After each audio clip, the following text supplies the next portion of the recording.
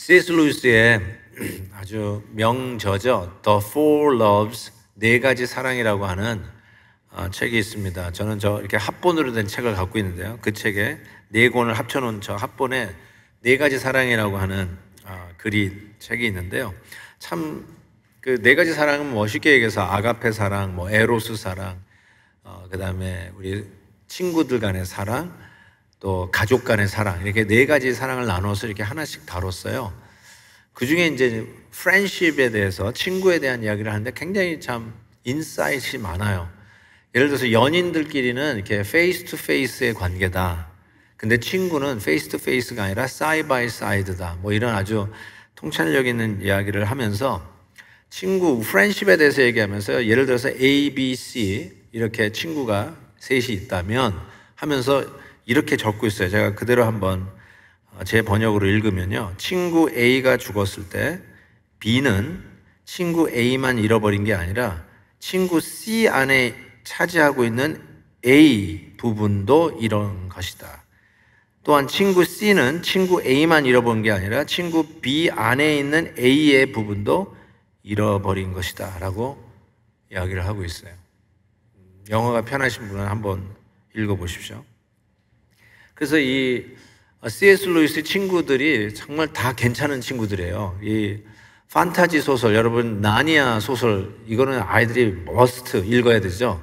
여러분들 읽으시고 또 영화로는 만들어졌는데 그 나니아 판타지 소설을 쓴 사람들끼리 이렇게 친구가 됐어요. 그래서 그 중에 유명한 사람이 찰스 윌리엄스 같은 분, 그 다음에 여러분들에게 더 많이 알려진 반지의 제왕, The Lord of the Rings를 지은 J.R.R. 톨킨스, 이런 사람들이 친구였어요.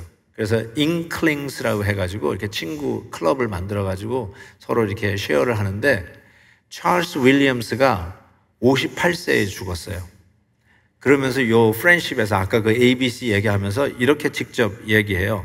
그것도 한번 읽어보겠습니다. 나는 찰스만 잃어버린 것이 아니라 더 이상 찰스의 농담에 반응하는 라놀드는 존 라놀드 톨킨스예요. 그러니까 반지의 제왕 저자, 바로 그 톨킨스 얘기하는데 라놀드의 모습도 잃어버렸다. 라놀드를 통해서만 나에게 다가오던 찰스의 모습만 사라진 것이 아니라 내겐 라놀드 자체의 모습도 줄어들었다. 이렇게 이야기하죠. I have less of Ronald, 이런 표현을 쓰고 있습니다. 굉장히 생각을 많이 할 수 있는 부분인 것 같아요. 예를 들면 이 친구 때문에, 제 친구 때문에 나에게 그런 부분이 있다고 생각을 못 했는데 그 친구하고만 있으면 나에게 그 부분이 이렇게 조명, 일루미네, 이렇게 라이트, 스팟라이트이 비춰주는 것이 드러나는 그런 게 있는 거예요. 뿐만 아니라 그 친구 때문에 또 다른 친구가 그 친구 때문에 생기는 그 부분이 또 조명이 되기 때문에 저런 친구에게 그런 면도 있네 하고 이 친구 때문에 드러나는, 이전에 알 수 없었던 게 이렇게 드러난다는 거예요. 한번 여러분 배우자들에게 혹은 가까운 친구들에게 한번 물어보십시오. 아마 이런 부분이 있을까요? 당신은 그분하고만 있으면 말이 많아지네. 예를 들면 되게 말이 없는데 그분하고만 있으면 이렇게 말이 많아져요. 또 이게 조크를 많이 하고 웃음이 많아져.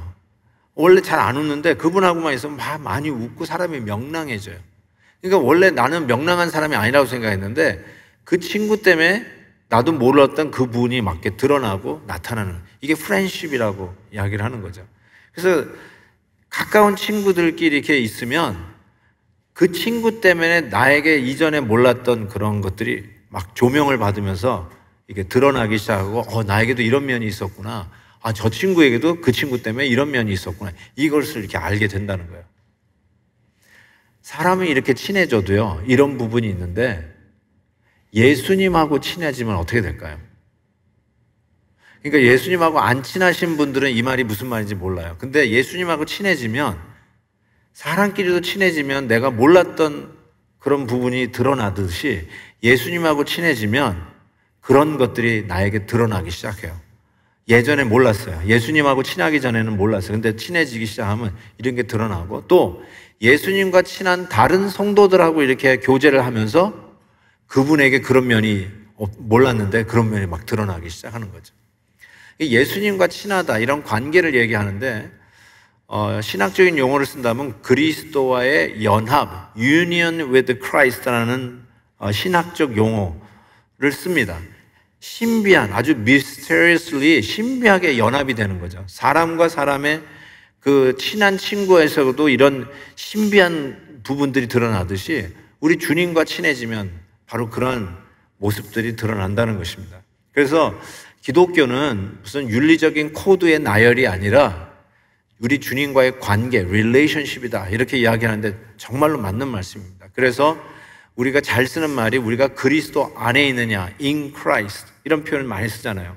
그래서 그리스도 안에 있으면 새로운 피조물이라 이전 것은 지나갔으니 새 것이 되었도다. 그리스도 안에 있어야 이 신앙생활에 새로운 것들이 열리는 거예요. 이전에 몰랐던 부분들이 막 드러나기 시작한다는 것이죠. 그래서 교회를 향해서 주님이 주셨던 말씀 중에 요한계시록 3장에 보면 우리가 암송하는 말씀이죠. 볼지어다 내가 문 밖에 서서 두드리노니 누구든지 내 음성을 듣고 문을 열면 내가 그에게로 들어간다. I will come in. 들어가면 돼요. 우리에게 들어오신대요. He will come in. 그래서 예수님은 나로 더불어 먹고 나는 예수님과 더불어 먹는다고 하는 거예요. 이거는 시적 표현이 아니에요. It is not a poetic expression. 이거는 실질적인 미스터리어스한 신비한 연합 속에서만 가능한, 주님과 친해야만 이게 무슨 말인지 이해할 수 있어요. 예수님이 내 안에 들어오고 예수님이 나로 더불어 먹고 나는 예수님과 더불어 먹는 이 신비한 관계에 들어간다는 거예요. 사도 바울이 가장 인간관계에서 신비한 연합은 부부라고 이야기할 수 있잖아요. 그 부부 얘기를 하면서 이렇게 얘기해요. 사람이 부모를 떠나 그의 아내와 합하여 그 둘이 한 육체가 될지니 이 비밀이 크도다. So mysterious. 그런데 이렇게 얘기해요. 부부 얘기를 하는 게 아니라 바울이 그리스도와 교회에 대하여 말하노라. 그리스도와 우리 성도들이 하나 되는 이 신비한 연합에 대해서 이야기를 하고 있다는 것이죠. 그러면서 친구들끼리도 서로 친해지고 연합이 되면은 아까 말씀드린 그러한 유익들이 드러나기 시작하는데 예수님과 친하면 얼마나 큰 유익이 있겠어요. 이 유익을 바울은 5가지로 오늘 본문에서 설명합니다. 그래서 1절에 이렇게 나와요. 그리스도 안에 in Christ 무슨 권면이나 사랑의 무슨 위로나 성령의 무슨 교제나 긍휼이나 자비가 있거든 제가 이 뉘앙스를 여러분에게 꼭 짚고 넘어가야 될 것 같아요. 왜냐하면 이거는 마치 조건문 같아요. 그리스도 안에서 이런 것들이 만약에 있다면 하는 조건문 같아요. 있을 수도 있고 없을 수도 있고. 그런데 원문은 절대로 그런 뉘앙스가 아니에요. 반드시 있는 거예요. 누구든지 그리스도 안에 있으면, 즉 예수님과 친해지면 5가지의 이런 영적인 유익이 있는데 다시 말씀드립니다. 권면이 있어요. encouragement. 2번째, 위로가 있어요. comfort. 그 다음에 3번째, 교제가 있어요. fellowship 혹은 partnership. 그 다음에 긍휼과 자비가 있다고 말씀하고 있습니다. any tenderness and compassion. 이런 것들이 그리스도 안에 있으면 얻어지는 유익이라는 거예요. 얼마나 위로가 필요하고 격려가 필요한 시대에 우리가 살고 있습니까? 여러분이 이 생존 경쟁이 치열한 삶의 현장에서 이렇게 딜을 하다 보면 이 비즈니스 딜을 하다가 인간관계에서 지친 적이 얼마나 많이 계십니까? 위로를 받는다고 하지만 위로가 아니라 그냥 자기의 뜻을 관철하기 위한 이빨림에 지나지 않았던 것을 나중에 깨달으면 사람이 무서워지기 시작합니다. 교제가 얼마나 중요합니까? 펠로십. 흉금을 털어놓을 수 있는 그런 투명한 교제. 그렇지만 가만히 보면은 give and take의 계산된 만남이었다는 것을 알면 참 씁쓸합니다. 내 모습 이대로를 그냥 받아주고 인정하는 인간관계가 되면 얼마나 좋겠어요.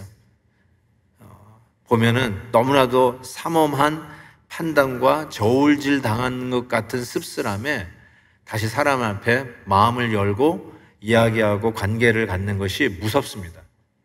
그런데 그리스도 안에 있으면 나를 나 그대로 받아주시는 텐더네스, 부드러움과 자비, 사랑이 있다라고 말씀하고 있습니다.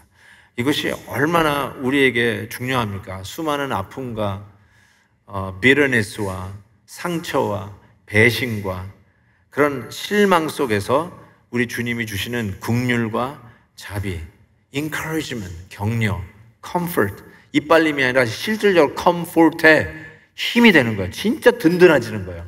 그런 것이 그리스도와의 이 연합된 관계, 그리스도와 친해지면서 우리가 누리는 이런 은혜들이 있다는 것이죠. 요즘들은 차들이 뭐 이렇게 김이 나서 나는 차가 서 있는 거 잘 못 본 것 같아요. 그렇지만 옛날에 보면 차들이 이렇게 길가에 김이 나가지고 이렇게 서 있는 차들 참 많이 있었고요. 저도 그런 차 몰고 다녔습니다. 제가 포드 이 스테이션 웨건을 몰고 다녔었는데요. 꼭 미나리의 영화에 나오는 그 스테이션 웨건이 있죠. 딱 그 차입니다. 제가 그 차 몰고 다녔어요. 근데 이게 가다 보면 가끔씩 이 후드에서 김이 나기 시작합니다. 그럼 어떻게 해야 되죠? 옆에다 세우시면 돼요.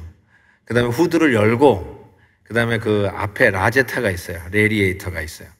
근데 그거 손으로 만지면 큰일 납니다. 그래서 트렁크에 항상 들고 다니는 게 있어요. 이게 손수건 같은 거, 이게 타월 같은 거 들어가서 타월로 열어요. 그 다음에 그 안에 쿨런트를 집어넣습니다. 이 부동액이라고 하는 이 녹색 물 있잖아요. 그거 항상 들고 다녔어요. 그 녹색을 채우든지. 여름에는 그냥 물로 채워도 됩니다. 그 대신 반드시 이제 겨울 되기 전에 싹 갈아야 되죠. 그래서 거기다 넣는 거예요. 그리고 좀 식혔다가 다시 뚜껑 닫고 후드 닫고 또 띄면 됩니다. 예. 어쩌면 우리의 신앙생활의 길을 운전하면서 가면서 이 인간관계에 지쳐가지고 사람이 무서워지고 사람 앞에 모이는데 나가기 싫고 심지어는 교회라고 하는 이런 공동체에서도 같이 주님의 일을 한다고 섬기다가 서로 뭐 스타일이 다르니 또 이상한 말, 누명 이런 오해들이 돌면서 사람이 무서워져서 교회 봉사도 못하고 그냥 잠깐 예배나 드리고 가는 수준으로 내 신앙을 접는 분들이 얼마나 많은지 몰라요.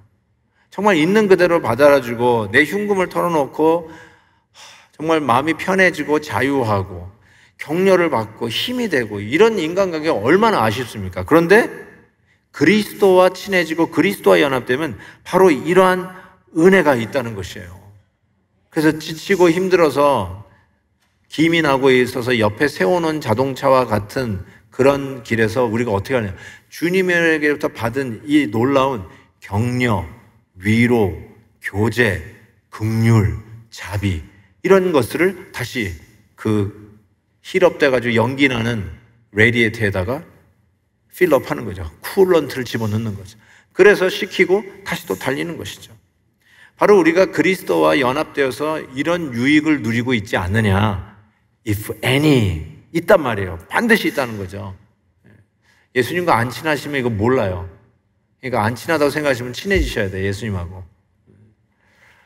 정말 친해지시면 이런 것들이 있는데 이런 유익을 얻었으니 하면서 바울이 빌립보 성도들에게 부탁하는 게 있어요. 그게 뭐냐면 한 마음을 품으라 이렇게 부탁을 하고 있어요.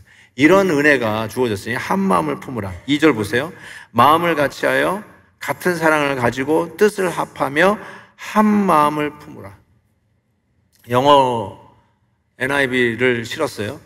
보시면 한 마음을 같이하여 같은 사랑을 가지고 뜻을 합하며 한 마음을 마음하면 여기를 우리는 가슴을 때리잖아요. 한 마음을 품읍시다. 한 마음이 됩시다. 그런데 영어로 제가 왜 일부러 썼겠어요? heart가 아니라 mind예요. mind. 그러니까 마음을 같이하여 같은 사랑을 가지고 뜻, 이것도 mind예요. 뜻을 합하여 한 마음, one mind, 다 mind예요. mind. 그러니까 생각이에요. 생각. 마음이라기보다는 생각을 같이 하라. 그래서 한 마음을 품으라는 것은 무슨 이모션에 감성에 호소하는 것이 아니라 여러분의 생각을 향한 도전이에요. 생각을 같이 하라는 것이죠. 그런데 여러분 빌립보 교회가 당시 몇 명이 모였을까요? 100명이 모였나요? 200명이 모였나요? 그 숫자만큼 우리 사람들은 다른 생각을 합니다. 어떻게 한 사람이 생각하다 한 마음을 한 생각을 가질 수 있을까요? 저는 이 한 생각을 가지라고 하는 거는 훈련이라고 생각해요. 감정은 훈련이 아니잖아요. 그냥 훅 치고 들어오잖아요. 그냥 느끼는 필링이잖아요. 근데 한 마음, 한 생각을 가지는 거는 이거는 훈련으로 가능해요. 훈련하라는 거예요. 왜요? 우리가 주님으로부터 친한 관계 속에서 얻고 있는 이 은혜가 있잖아요. 김이 막 나고 있는 이제 번아웃 돼가지고 I don't want to do it anymore 하고 사이드에 세우는 자동차와 같은 우리의 삶 속에 예수님으로부터 받은 은혜를 다시 쿨런트를 집어넣기 시작하면 다시 뛸 수 있다는 거예요. 다시 달릴 수 있다는 거예요. 바로 그 얘기를 하는데 그것이 어떻게 가능하냐? 한 마음을 품을 때 가능하다는 것이죠. 그런데 한 가족이 한 마음 품는 것도 쉽지가 않잖아요. 우리 막내딸이 이제 고등학교 졸업하고 대학을 가는데 한 번도 가본 적이 없어요. 그 캠퍼스가. 근데 사람들은 캠퍼스가 이쁘다는 거예요. 그래서 그렇구나 그랬는데 이번에 시간 내서 이제 가족이 한번 우리 막내딸 대학을 가는데 한번 가봐야 되겠다 해서 시간을 내서 갔는데 저희 가족이 약간 숫자가 좀 되잖아요. 그래서 하는데 여러 가지 의견이 나오기 시작하는데 조금 거리가 있으니까 하룻밤 자고 오느냐 당일치기 하느냐 여기서부터 의견이 갈리네요. 그래서 직장 생활하고 있는 우리 큰아이들은 하루 데이오프 하기 힘들다 그러면서 주말에 가자. 근데 아버지가 목사인데 제가 어떻게 주말에 데이오프를 합니까? 나는 먼데이에 오프 하기를 원한다. 그래서 주일날 밤에 가가지고 밤에서 거기서 자고 월요일날 오면 딱이다 했는데 거기서부터 이게 의견이 안 맞기 시작하더라고요. 그래가지고 막 얘기하다가 어쨌든 자고 오는 걸로 결정이 됐어요. 근데 이 자고 오는 게 통일된 게 아니라 자고 오는데 이제 호텔을 잡아야 되는데 아이들하고 같이 가니까 방을 2개 잡느냐 하나를 잡느냐 그거 가지고 또 싸우기 시작했어요. 어원이 다 큰 애들하고 어떻게 같이 자느냐부터 시작해서 애들이 싫어하는 거예요. 애들이 엄마 아빠 당신 둘이 자라고 그렇게 얘기하는데 엄마는 같이 자고 싶은 거야. 이게 모처럼. 그래가지고 근데 찾았어요. 난 이런 거 처음 봤어요. 퀸 사이즈 베드가 한 방에 3개가 들어가 있는 방을 찾았어요. 그러니까 우리 애들 6명이 한꺼번에 잘 수 있는 거야. 그게 신났다고 막 그러면서 그리고 이게 방 2개보다 더 싸대. 그래가지고 그 한 방에서 자는 걸로 낙찰이 됐어요. 그래가지고 또 한 방에 잤는데 그 다음에는 또 자고 오니까 아침은 그러면 어디서 먹느냐? 호텔에서 먹느냐? 아니면 그 근처에서 유명한 아침 식사하는 곳에 가서 먹느냐부터 시작해서 정말 캠퍼스 이쁘다고 해서 돌아다 봤는데 이거 완전 진짜 바닷가에 휴양가에 왔는지 내가 그래서 여기선 공부가 안 된다. 그래도 그냥 산속에 들어가야지 이건 바닷가에서는 안 되겠다. 그래서 아직 웨이팅 리스트에 걸려있는 대학이 있으니까 그거 기다려보는 게 어떠냐부터 시작해서 아니다 그냥 커뮤니티 칼리지 가다가 나중에 옮겨자. 대학 가는 것도 이게 서로 의견이 분분한 거예요. 자, 이럴 때 어떻게 해야 6명의 한 가족이 될 수 있을까요? 한 가족이 한 마음이 될 수 있을까요? 여러분은 가족 간에 어떻게 서로 의견이 다를 때 어떻게 하나가 되죠? 어떻게 원 마인드, 같은 마음, 같은 생각을 가질 수 있을까요? 자, 그래서 저는 그렇게 했어요. 지금 이번 이 여행이 막내 딸을 위한 거잖아요. 그래서 막내 딸에게 다 맞추자. 막내 딸의 의견을 존중하자. 막내 딸이 그럼에도 불구하고 이 대학을 다니겠다면 이 대학을 우리가 서포트하자. 이 막내 딸이 하룻밤 자고 오겠다면 하루 자는 걸로 우리가 나가자. 막내딸이 아침을 호텔에서 먹겠다면 호텔에서 먹고 밖에 나가서 먹자면 밖에 나가. 막내딸에다 맞추는 거예요. 그래서 아빠나 엄마나 언니 오빠들이 전부 다 막내딸에다 맞추는 거예요. 이거를 성경에서 뭐라고 얘기하면 겸손이라고 얘기해요. 겸손. 자 보세요. 3절에 이렇게 돼 있어요. 아무 일에든지 다툼이나 허영으로 하지 말고. 이 다툼 허영은요 출애굽 백성들이 배고프면 배고프다고 불평하고 더우면 덥다고 불평하고 추우면 춥다고 불평했던 광야에서 하던 버릇이에요. 아니 버릇이라고 하면 너무 고상해요. 짓이에요. 짓. 이 불평 불만으로 가득 차 있던 광야 백성. 그래서 결국은 가나안 땅에 들어가지 못했던 여호수아와 갈렙만 들어갔던 불평과 허영으로 그렇게 하지 말고 오직 겸손한 마음으로. 자 여기에 포인트가 있어요. 각각 자기보다 남을 낮게 여기고. 우리 가족은 각자 자기의 의견보다 막내딸의 의견을 낮게 여기고. 여기서 지읒이 아니에요. 낫의 지읒이 아니라 시옷 낮게 여기고요. 이 말은 객관적인 평가를 부정하는 말이 아니에요. 그냥 무조건 내 주위에 있는 사람을 무조건 나보다 나은 사람으로 여겨라. 그런 말이 아니에요. 객관적인 평가 필요합니다. 노래를 잘하세요? 객관적으로 노래 더 잘하시죠? 실력이 좋으세요? 공부를 더 잘하세요? 더 예쁘세요? 비즈니스 딜 하는 거 더 말도 잘하세요? 객관적으로 평가받을 수 있잖아요. 학교 성적, A 학점, B 학점, 객관적인 평가를 받을 수 있어요. 그런데 객관적인 평가로 더 잘하시면, 더 잘한 실력을 가지고 어떻게 해야 되냐면 여러분 주위에 있는 사람을 섬기라는 거예요. 노래 더 잘하세요? 섬기시란 말이에요. 실력이 좋으시고 손재주가 좋으세요? 주위를 섬기란 말이에요. 그런 의미에서 옆에 주위에 있는 사람을 섬길 대상으로 보기 때문에 낮게, better, consider them better than yourself. 낮게 생각하라는 거예요. 지금 그 얘기를 하면서 그게 바로 겸손이다라고 이야기를 하는 것이죠.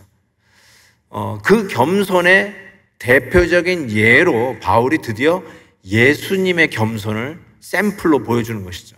그러면서 예수님의 겸손이 어떻게 한 마음으로 같은 생각이 될 수 있는지를 세 가지로 바울이 소개하고 있습니다. 한번 5절 보세요. 너희 안에 이 마음을 품으라.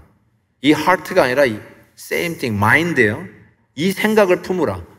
곧 그리스도 예수의 생각이니, 마음이니. NIV는 이걸 attitude로 번역했어요. attitude. 이 태도를 배워라. 어떤 태도냐? 이 생각은 훈련해서 가능한 거예요. 그냥 즉흥적으로 훅 하고 감정에 쏠려서 하는 게 아니라 You train yourself to be like this, to be like-minded. 예수님이 같은 생각을 같이 가질 수 있도록 훈련하라는 거예요. 그러면 샘플로 예수님의 겸손을 보여주시는데 이렇게 얘기했어요. 첫 번째로는 동등됨을 취할 것으로 여기지 아니하였다. 이 여기지 아니하였다, regarded. 이것도 생각이죠. 예수님이 그렇게 생각을 했다는 거예요. 어떻게 해요? 하나님 아버지와 동등된 것으로 그렇게 생각하지 않기로 했다는 거예요. 예수님은 삼위일체, 성부, 성자, 성령 제2위세요. 2위라는 말이 세컨 클래스, 세컨 랭킹이라는 뜻이 아니에요. 성부, 성자, 성령. 그래서 삼위일체, 트리니티. 이 트리니티를 못 믿으면 이단입니다.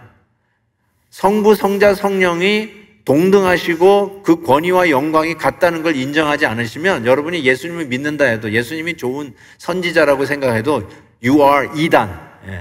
이단이에요.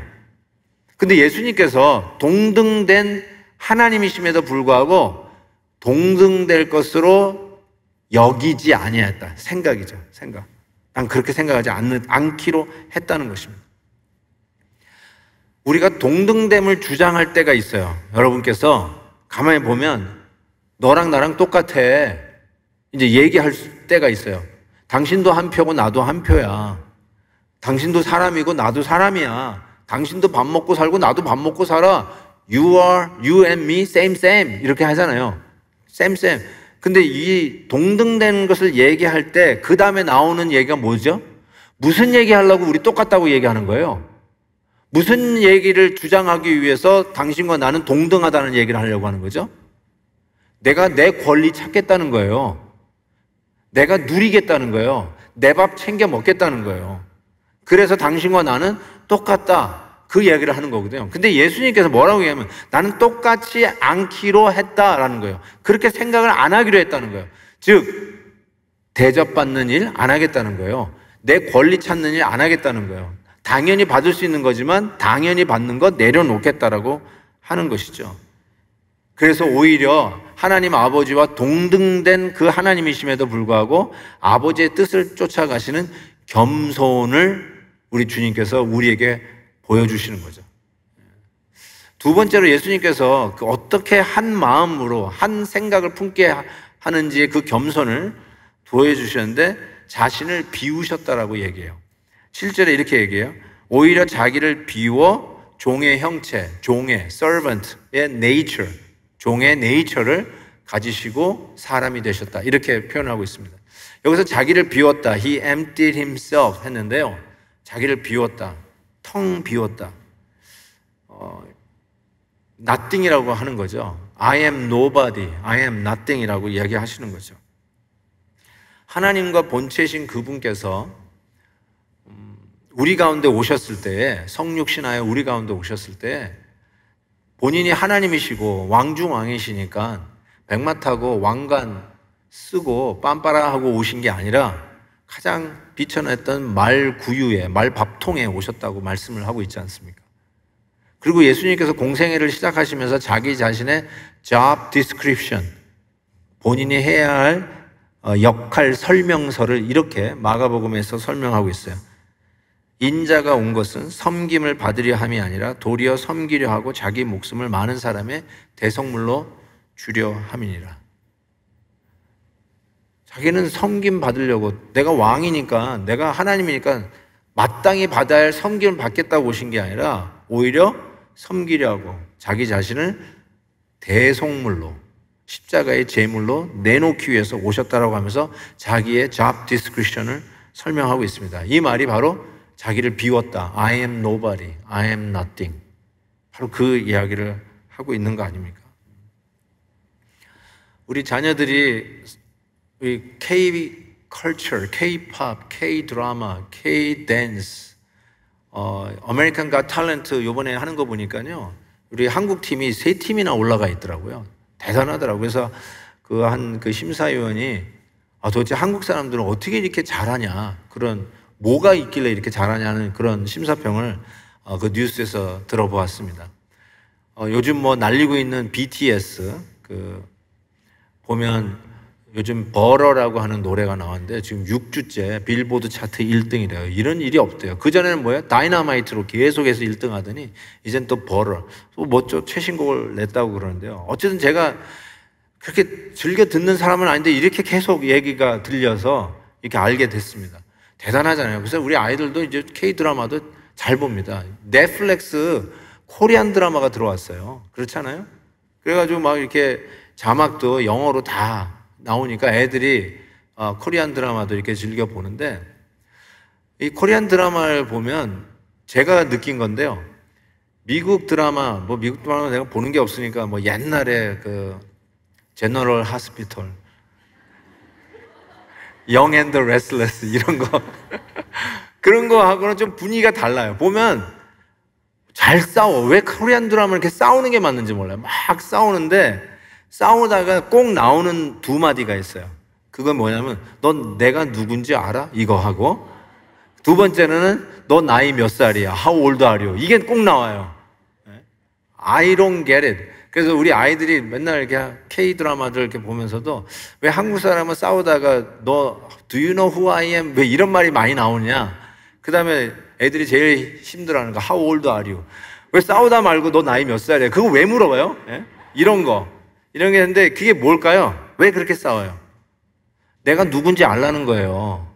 내가 너보다 밥을 한 끼를 더 먹어도 더 먹었다는 거예요. 줄 세우는 거예요.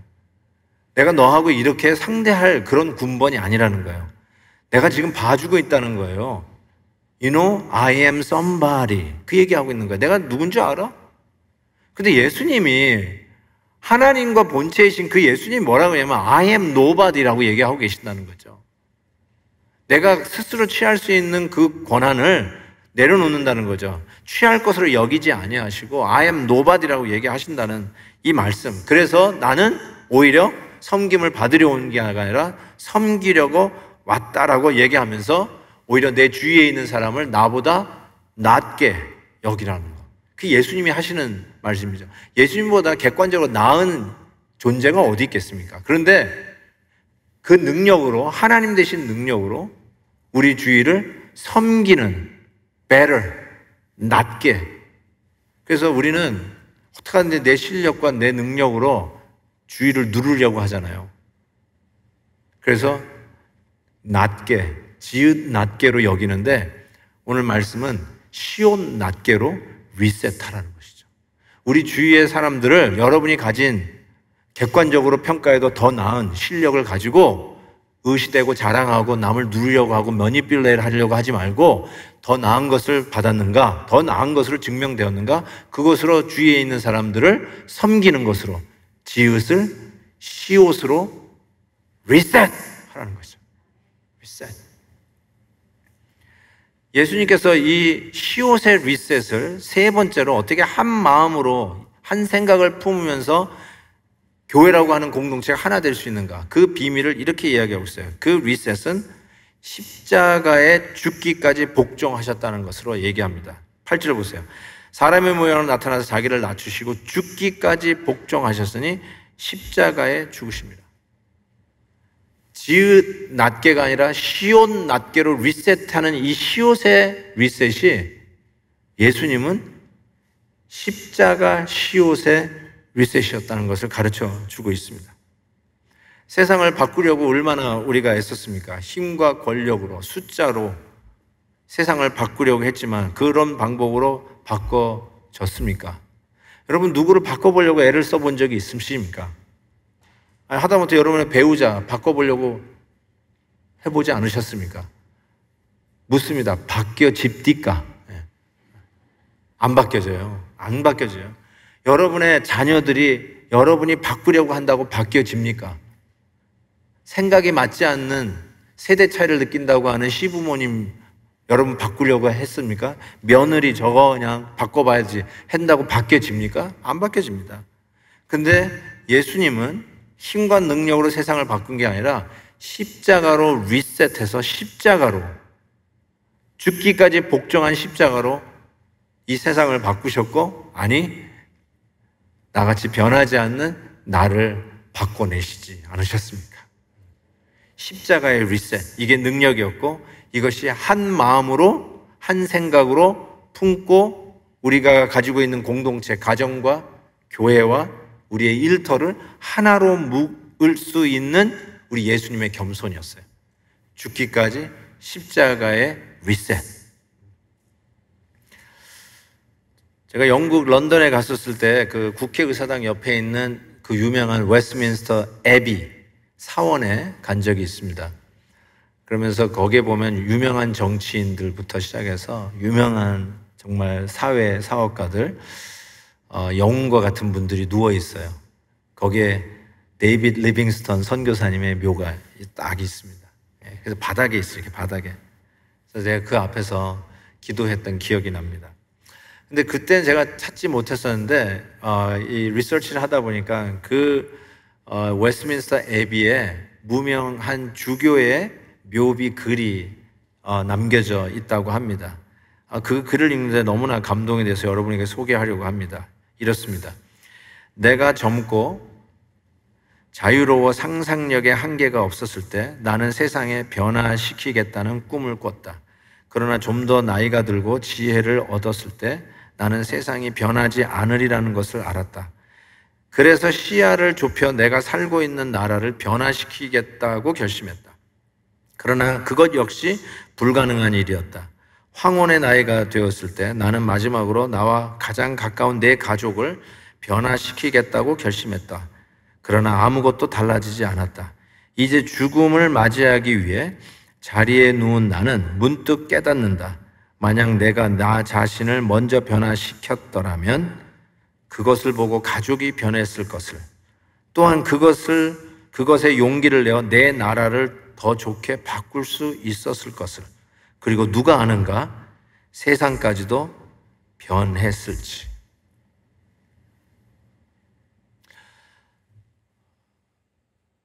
오늘 말씀은 참 힘든 말씀이라고 생각해요. 그게 뭐냐면 예수님의 겸손, 예수님이 한 마음, 한 생각을 품는 이 본을 내가 따라가야 한다는 이 말씀에 약간 버겁습니다.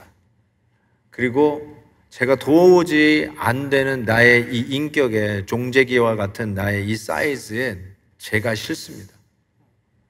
내 고집과 내 주장이 너무나도 강해서 내 뜻을 피력을 하지, 남을 나보다 낮게 시옷 리셋팅이 안 돼서 계속해서 내 뜻을 주장하고자 하는 이 이기적인 이 뿌리가 느껴져서 너무너무나 힘듭니다. 정말 사람은 안 되는가 봐요. 그래서 우리는 길을 가다가 여기저기에 김이 나면서 세워져 있는 자동차와 같은 것 같아요. 안 돼요. 내가 사랑하는 자녀들에게도 안 돼요. 심지어는 오늘 말씀은 정확하게 교회를 향한 메시지잖아요. 나중에 나옵니다.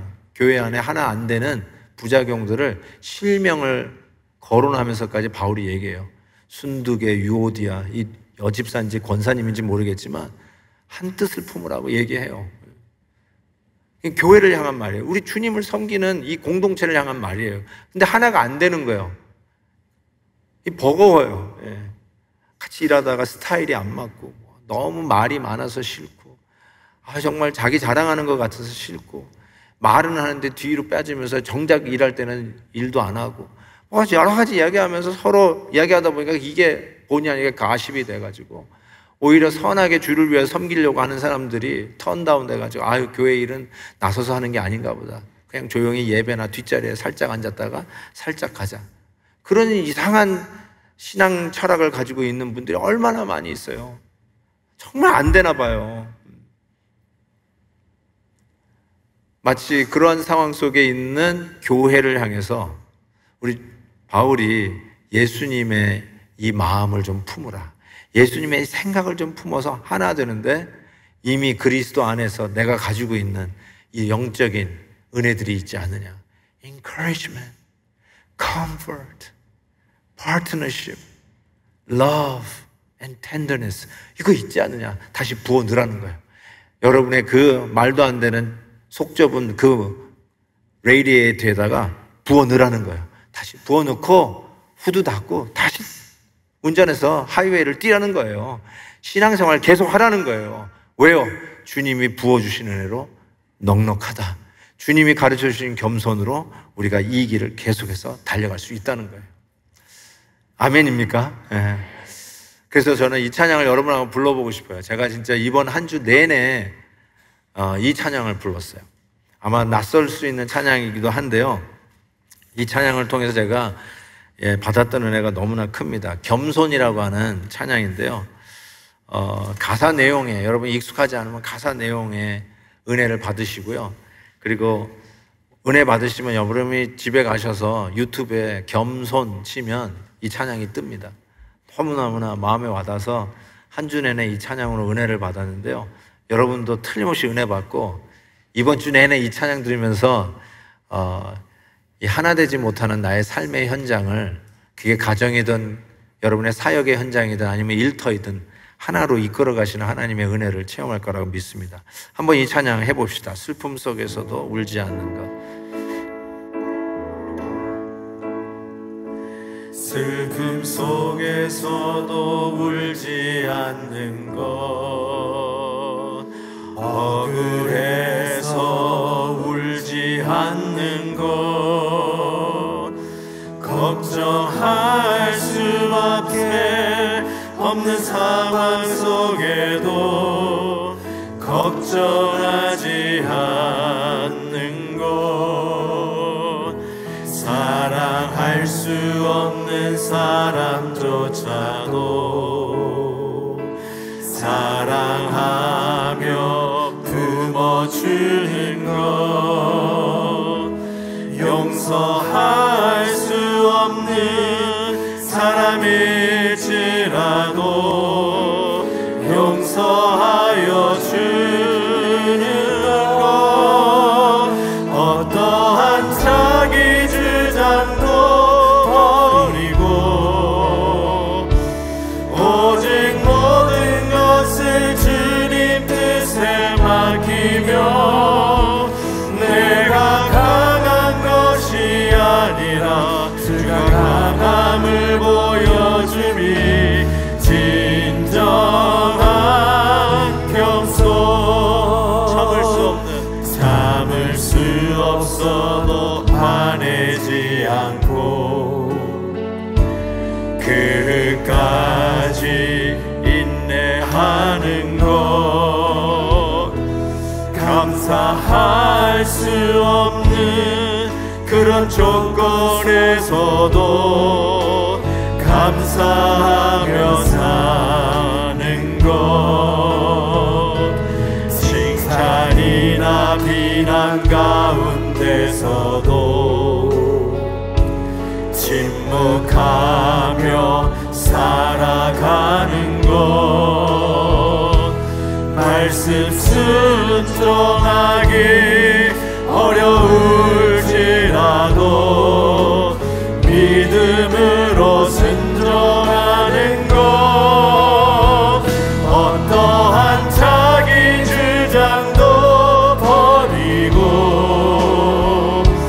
오직 모든 것을 주님 뜻에 맡기며 내가 강한 것이 아니라 주가 강함을 보여줌이 진정한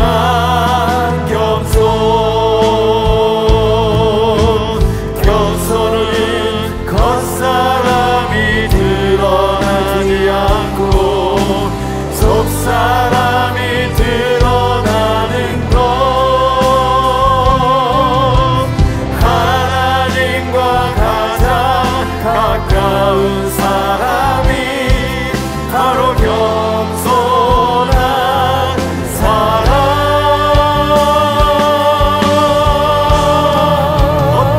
어떠한 자기 주장도 버리고 오직 모든 것을 주님 뜻에 맡기며 내가 강한 것이 아니라 주가 강함을 보여주니 진정한 겸손 어떠한 자기 주장도 버리고 오직 모든 것을 주님 뜻에 맡기며 내가 강한 것이 아니라 주가 강함을